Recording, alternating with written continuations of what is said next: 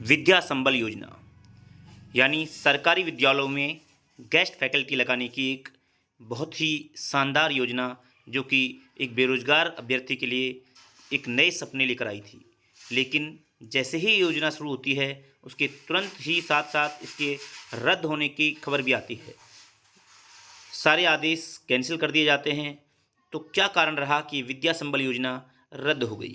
चलिए इसी पर इस वीडियो में बात करेंगे। मैं रिंकू योगी, वरिष्ठ अध्यापक, आपका अपने इस चैनल पर स्वागत करता हूं। वीडियो पसंद आए तो इसको लाइक शेयर अवश्य करें और चैनल को सब्सक्राइब अवश्य कर लें। चलिए साथियों, करते हैं वीडियो प्रारंभ। देखिए साथियों, कुछ जिलों में विद्या संबल योजना में अचानक क्यों लगा ब्रेक?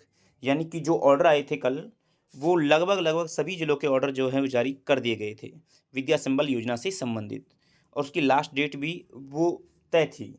लेकिन ऐसे में एक के बाद एक कुछ जिलों के कैंसिल होने के जो ऑर्डर हैं वो भी जारी होने लगे। जैसे कि आप यहाँ देखते हैं नागौर, जोधपुर, बारां, कई जिलों के ऐसे ऑर्डर आए थे जिन जिलों में विद्या संबल योजना को रद्द कर दिया गया, और उसके साथ अभी और ऑर्डर आ रहे हैं। बहुत सारे जिलों में ये ऑर्डर अभी आ रहे हैं और बाकी सभी जगह भी ये जो योजना है अब ऐसा लग नहीं रहा कि ये चल पाएगी। क्या कारण थे इसके?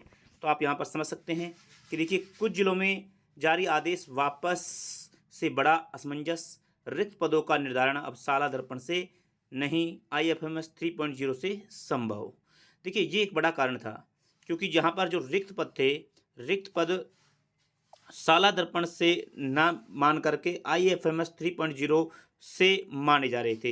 यानी जो विद्या संबल योजना के तहत जिन भी अभ्यर्थियों का यहाँ पर सिलेक्शन होता, उनकी सैलरी जो है वो भी IFMS 3.0 से बनती, और IFMS 3.0 पर से यदि पहले से किसी इस विद्यालय में किसी अन्य विद्यालय के शिक्षक का जो है वेतन बन रहा है तो वो पद जो है रिक्त नहीं माना जाएगा, ऐसा अभी प्रावधान था।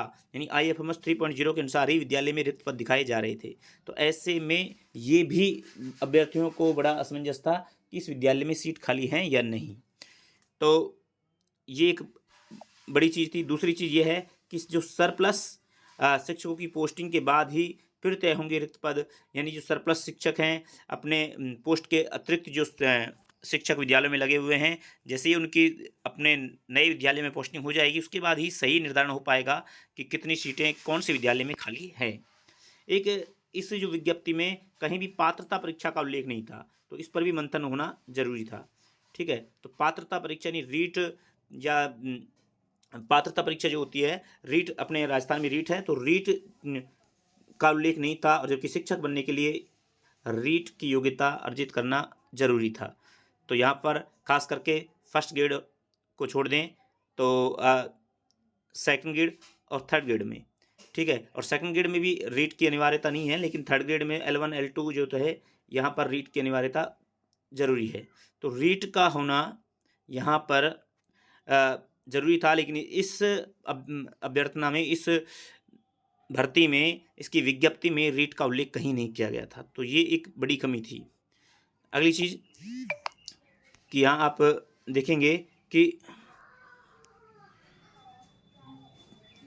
पूरे राजस्थान में एक समान दिशा निर्देश व टाइम फ्रेम की तैयारी जो है वो भी यहाँ पर कमी नज़र आ रही थी। एक समान दिशा निर्देश नहीं थे, हर जिले के अलग अलग ऑर्डर आ रहे थे, हर जिले का टाइम फ्रेम जो था वो भी अलग अलग था। ऑनलाइन आवेदन प्रक्रिया पर भी अब विचार हो सकता है, क्योंकि ये ऑफलाइन मोड पर था, पूरी तरह से ऑफलाइन जो है आवेदन जमा करने थे इसमें।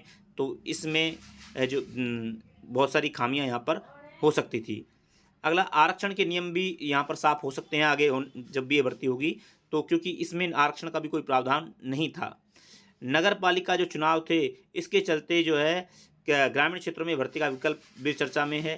तो नगरीय क्षेत्रों के लिए तो स्पष्ट उन सभी आदेशों में लिखा हुआ था कि नगरीय जो चुनाव हैं, नगर पालिका के चुनाव हैं, वहाँ पर ये आदेश मान्य नहीं होंगे, क्योंकि वहाँ पर आचार संहिता प्रभावी है। इसलिए अब नए सिरे से जो है ये आदेश जारी हो सकते हैं, और नए नियमों के इंतजार में अभ्यर्थी आखिर कब खुलेगा विद्या संबल का रास्ता।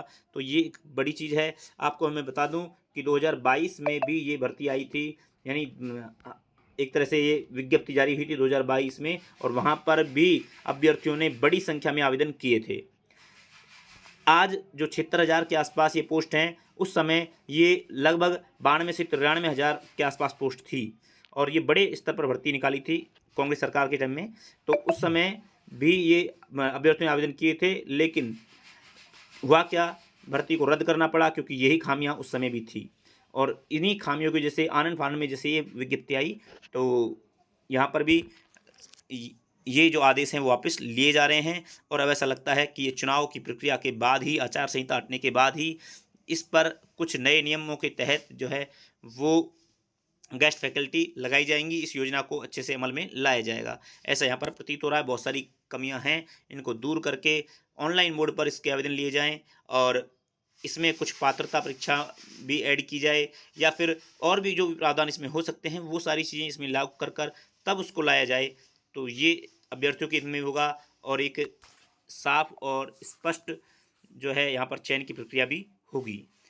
तो अभी तक की जो न्यूज़ है वो यही है कि बहुत सारे जिलों के जो विद्या संबल योजना से संबंधित जो रद्द होने के आदेश हैं वो जारी हो चुके हैं और जो शेष रहे जिले हैं उनके भी आदेश जो हैं वो शाम तक जारी हो सकते हैं, ऐसी पूरी संभावनाएं हैं। तो साथियों, इस वीडियो में इतना ही। वीडियो पसंद आए तो इसको लाइक शेयर अवश्य करें और ऐसे ही लेटेस्ट न्यूज़ के लिए चैनल को सब्सक्राइब कर लें। मिलते हैं नेक्स्ट वीडियो में, तब तक के लिए जय हिंद, जय भारत।